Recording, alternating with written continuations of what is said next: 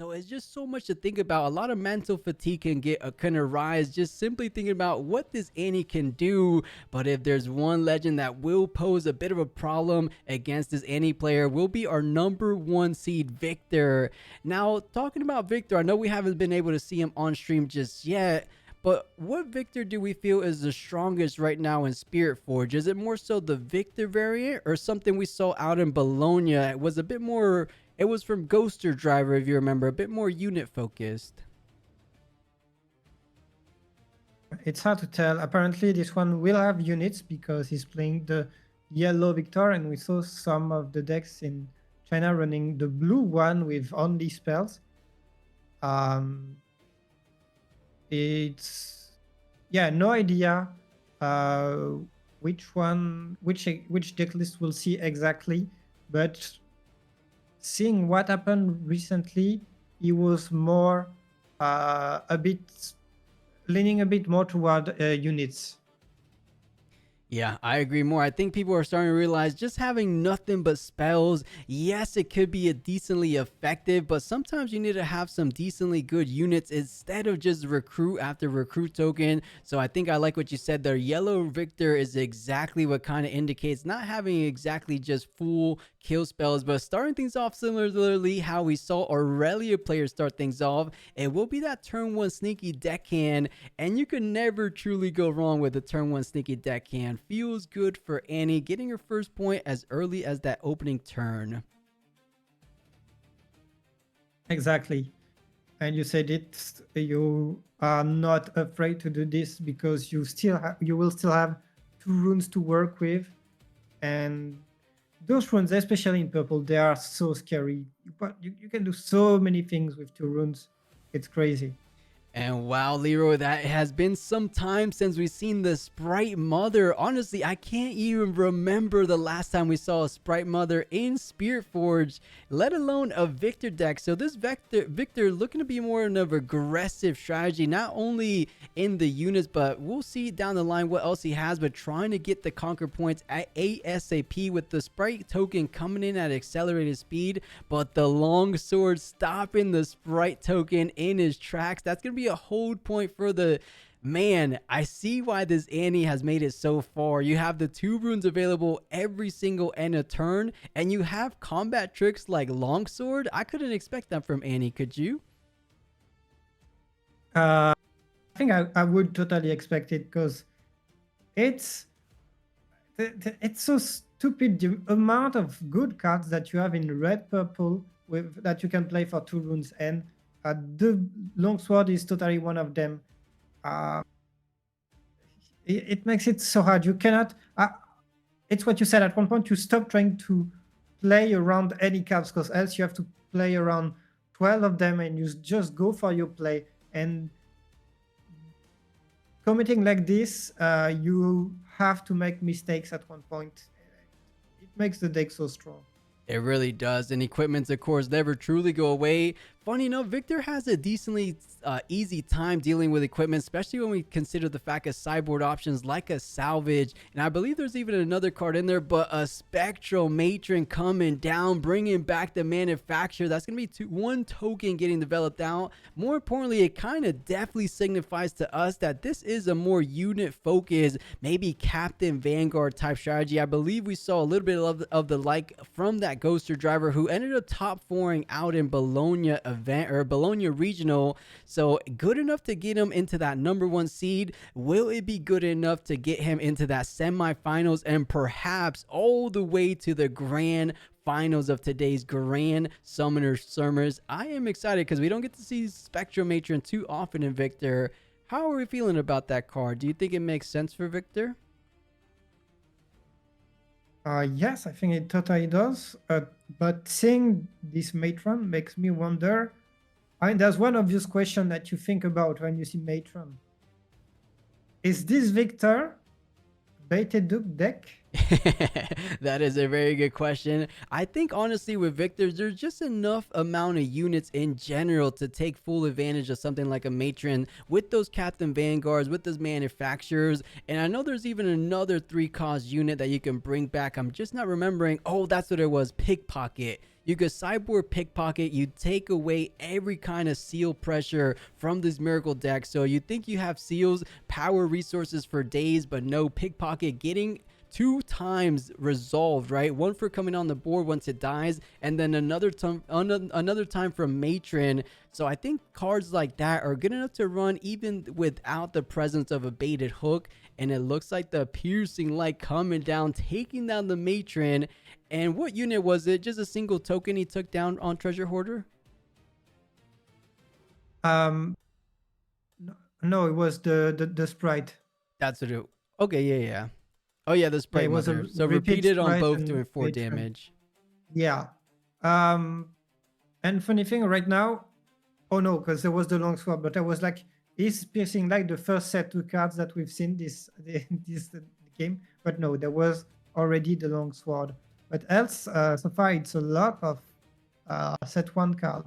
Yeah, you got a really good point. Throwing it back to the oranges meta, Annie versus Viktor. A whole lot of nostalgic type card. Let's say nostalgic, but it hasn't been too long ago. But yes, to your point, Spiritforged equipment coming into play here, and it looks to synergize really well with the likes of Annie, as we saw in that second of the first turn.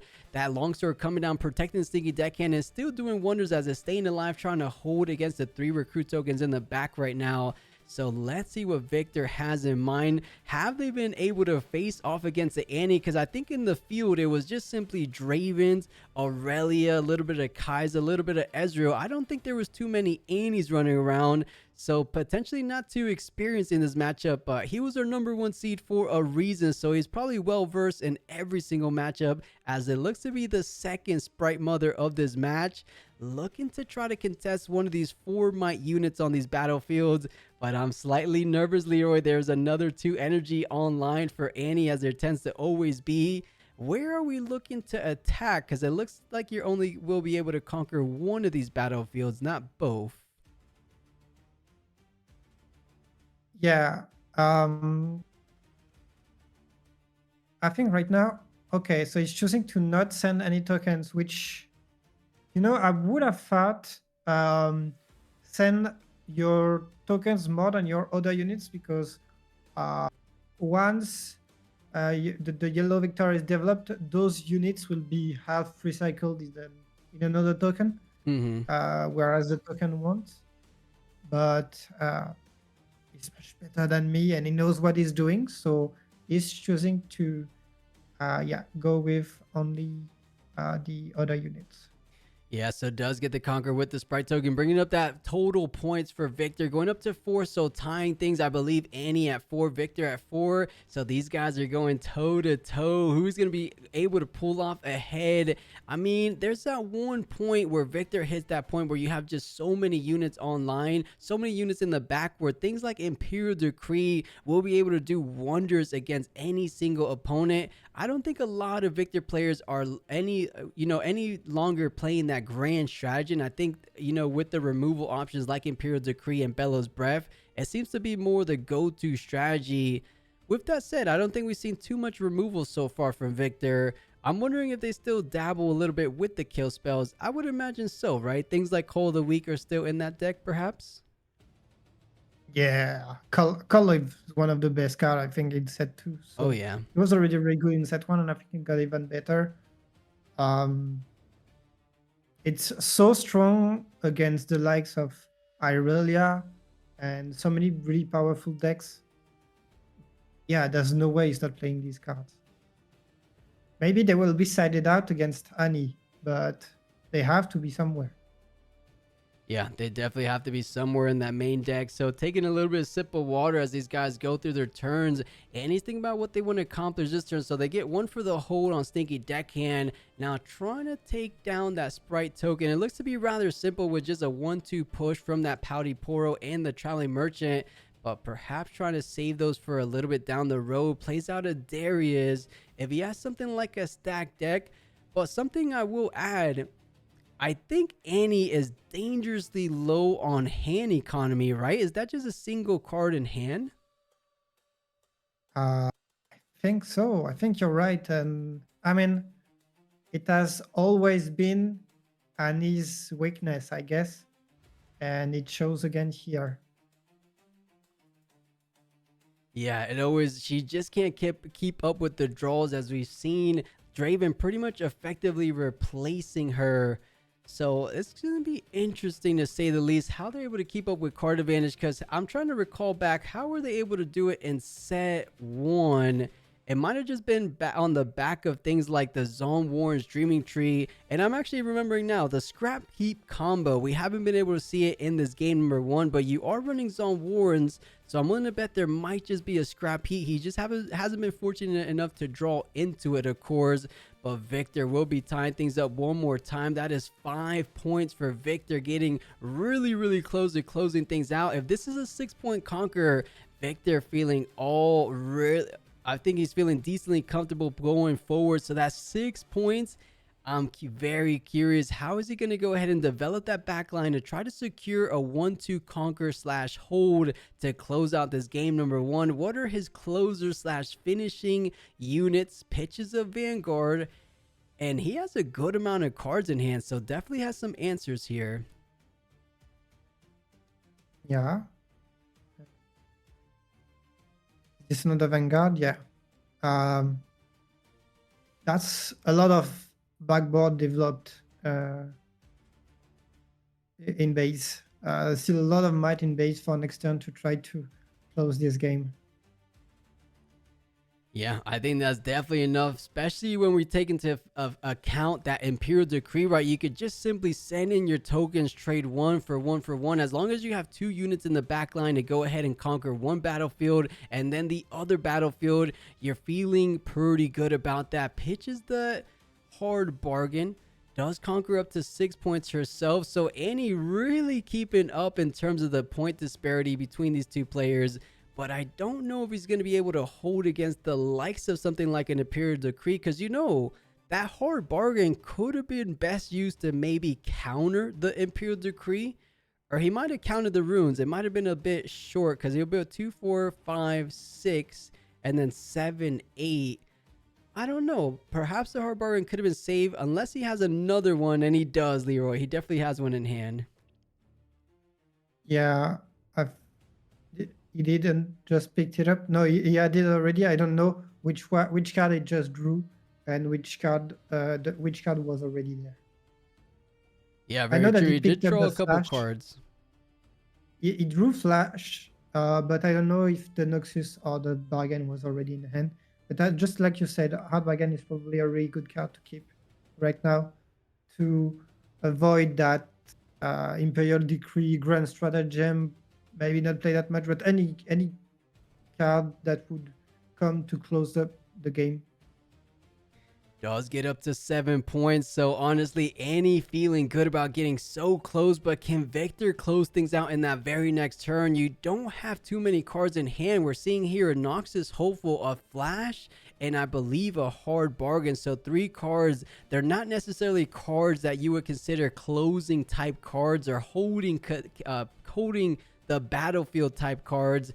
It's actually on the other side, right? There are more cards to keep your battlefield safe from the combat. So I think Viktor, if he does have something like that Imperial Decree, and we don't see a repeated hard bargain, because with the repeated hard bargain, I think Viktor might be 1 rune short from actually paying out that hard bargain cost, right? Because 5 is Imperial Decree, and he's going 3 more on top of that. So he needs 1 more to pay the 4.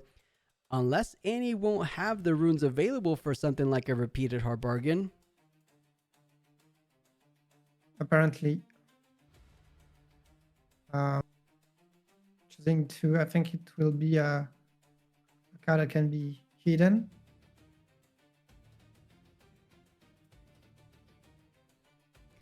And does decide to finally develop out her chosen champion, the Annie Stubborn, directly onto the battlefield. Just try to just split the might apart. In the world where you don't have that Imperial Decree, perhaps there is a world where Annie's able to hold on to one of these battlefields and of course hold her way to victory. So to sign among one of these spells, I would imagine it's one of the more combat tricks like fight or flight, but it looks like he's going digging, Leroy. You're never truly tapped out, so whatever you find out of the stacked deck, I think it might be exactly what you need to try to get you into that hold position, whether it be a rebuke, whether it be a fight or flight. Taps completely out for the hopeful.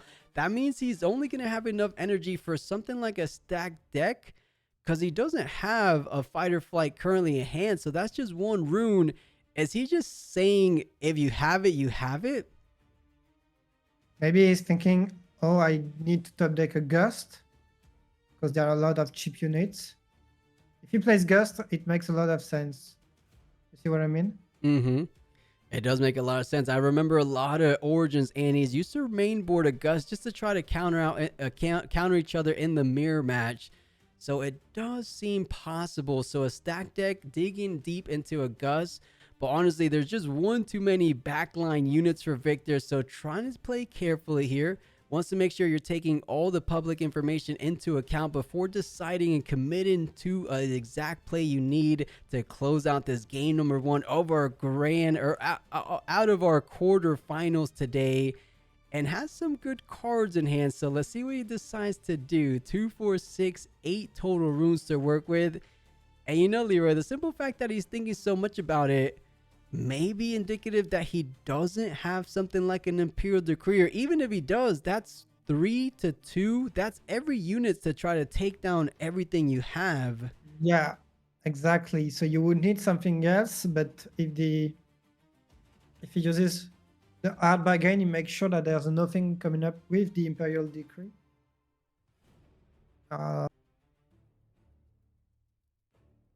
Okay, so this one is just gonna say, okay, we are trading here. He's fishing for, I don't know what, but he's fishing. Yeah, fishing for some cards. Let's see. So does get the conquer. So going up to 7 points himself. He needs the final conquer point. Everything resides on the back of these final 2 little recruit tokens. What else does he have? We saw 2 Sprite Mothers in the past. Another Sprite token could be decent, but we're talking about, I believe, 4, 5, 6 plus the 5, 11 plus the 2, 13 total might is the total collective might that this Viktor player has to overcome. A Xingqiao is a step in the right direction. Wait a minute, Leroy. Is this a...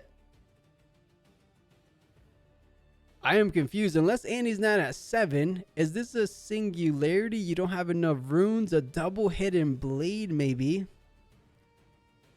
Okay, Coldo Week. All right, so that's still 6 might. Okay, Hidden Blade. It's over, right?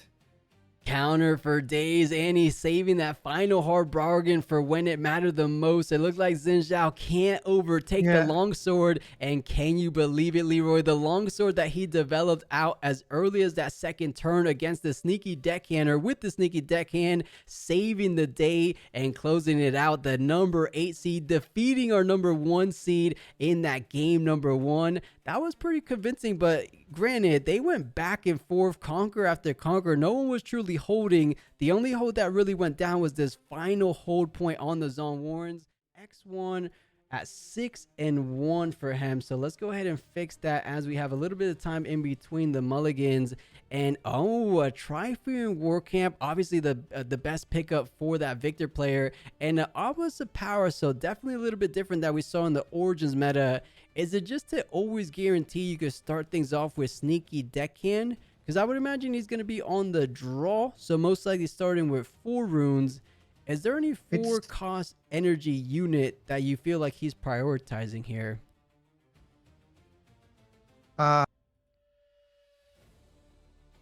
Kaisa.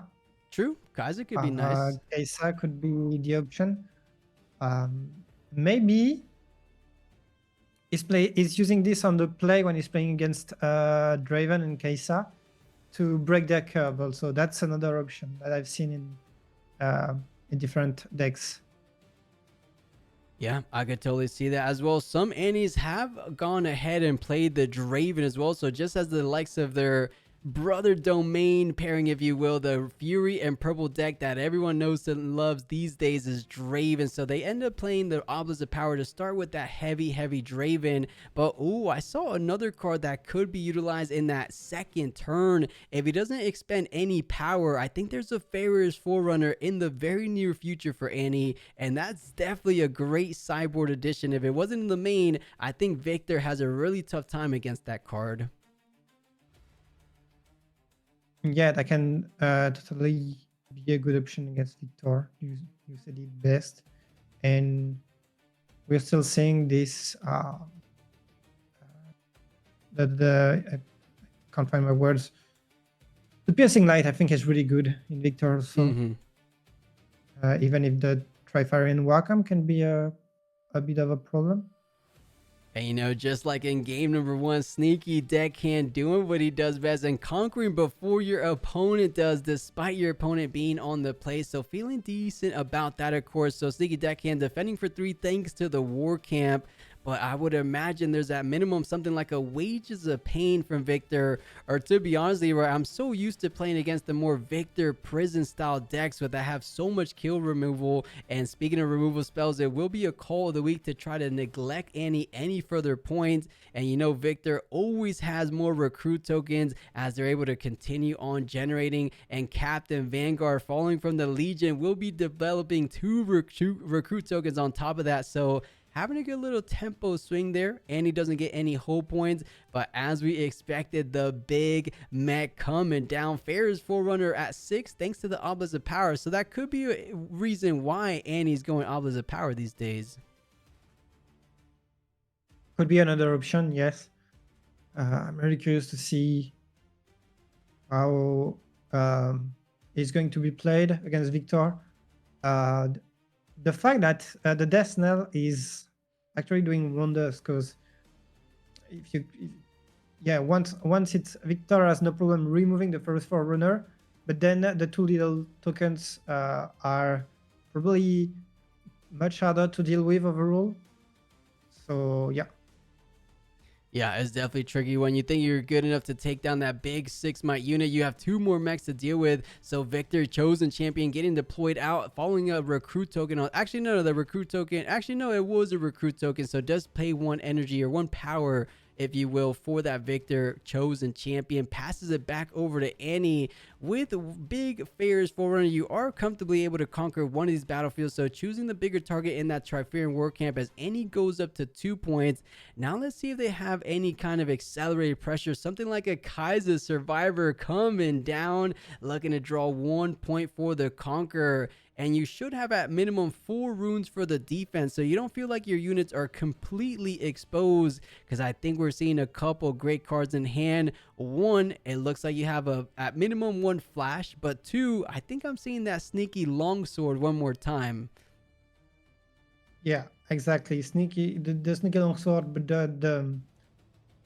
there's also this piercing like the rebuke. There's a lot of option in Annie's hand, and she was running out of option during her last game, and now she has the options, and she already won last game. It's scary, honestly, for our Viktor player. Yeah, definitely a bit of a scary situation. I think alone the Farrier's Forerunner putting a bit of fear in that Viktor's eyes, but does play out the Zheng Zhao. Enters ready because you have 2 units at 2 is left, 2 is right. So thinking about pushing forward, he does have the option, or enough might I should say, to conquer all these battlefields. It just doesn't feel too ideal to go ahead and do that because of that Death Knell trigger we keep going back to on that Farrier's Forerunner. But with the War Camp, you do benefit from attacking with more than 1 unit. That's going to be a total of +2 might.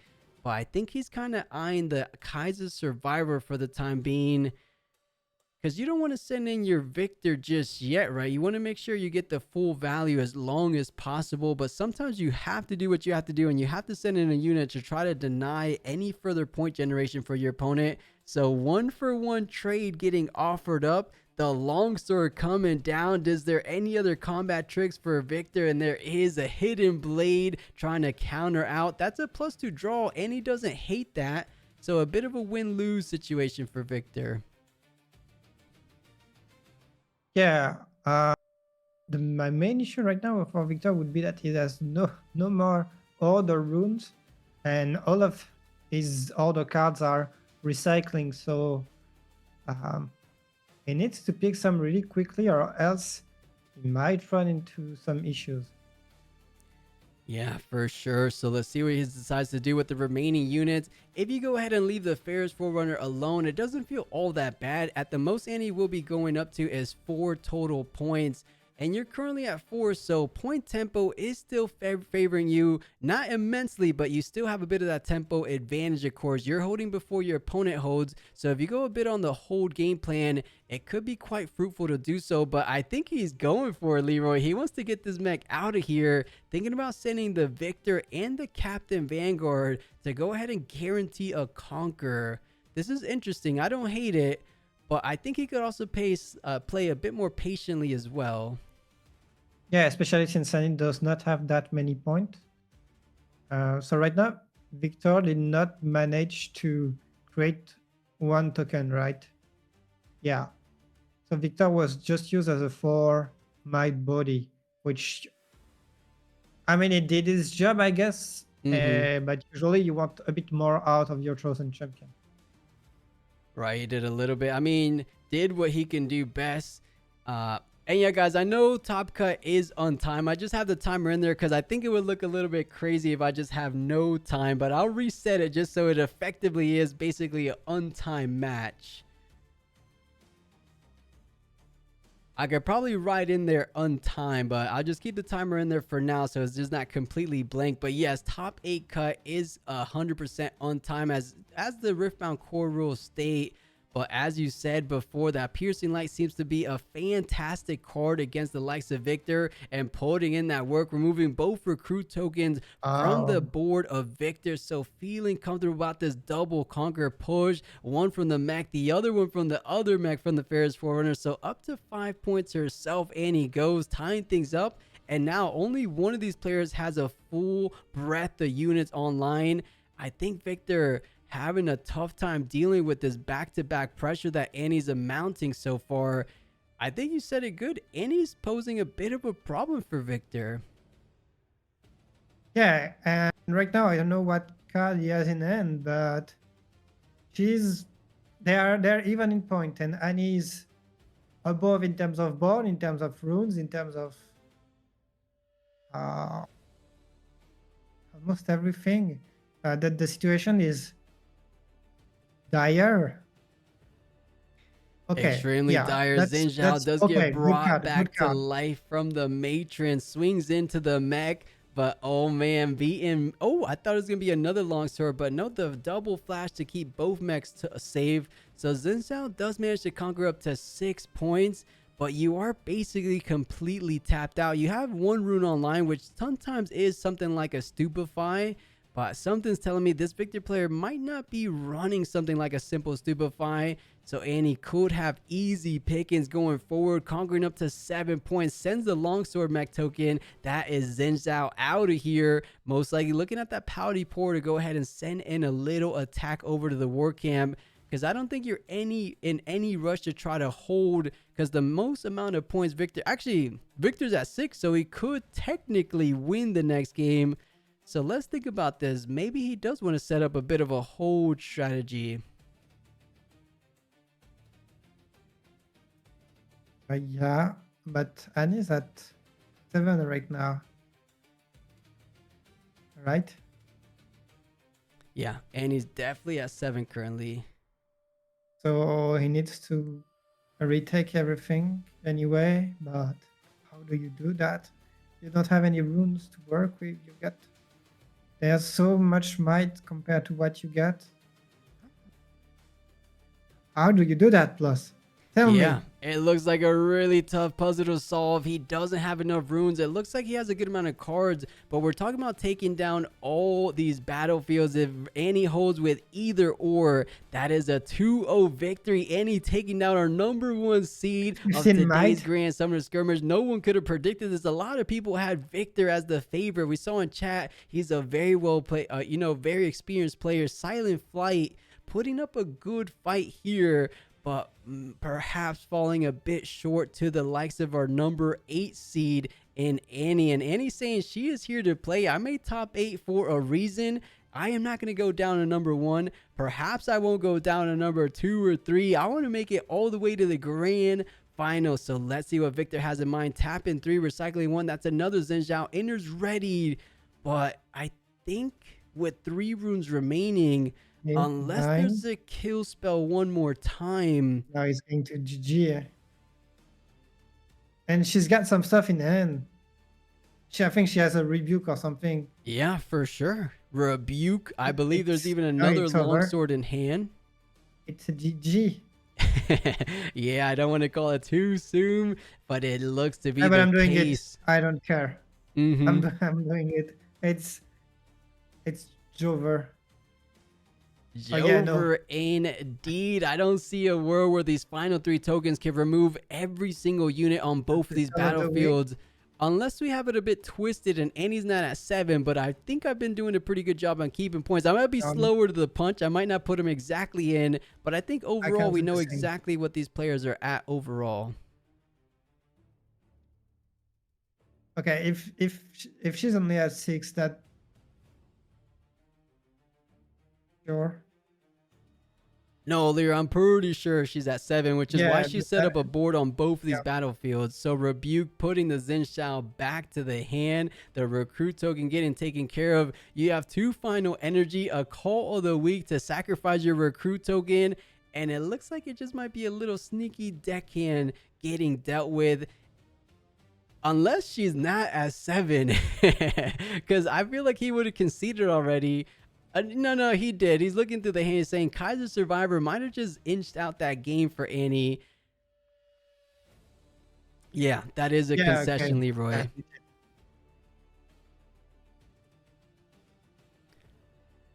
And you know, it really felt like a set 1 Viktor. I'm trying to remember, apart from Xin, which cards from set 2 did we see in his deck? Yeah, I mean, I can't recall too much from set 2, right? I mean, the Xin Zhao, I believe, is Spiritforged. Yeah, Xin. And